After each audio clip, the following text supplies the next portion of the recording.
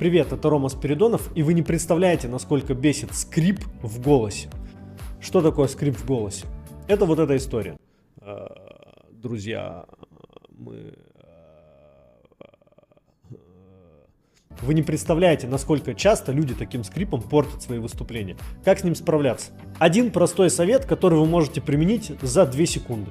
Просто дайте больше силы в голос. Выдыхайте сильнее, пробуйте говорить громче. Скрип идет из-за того, что вы не уверены в себе. Мозг старается сделать вашу речь тише, выдавливаете недостаточно воздуха, из-за этого получается скрип. И люди чувствуют вашу неуверенность. Как только вы дадите больше силы в свой голос, люди начнут воспринимать вас как уверенного человека. Пользуйтесь. Пока.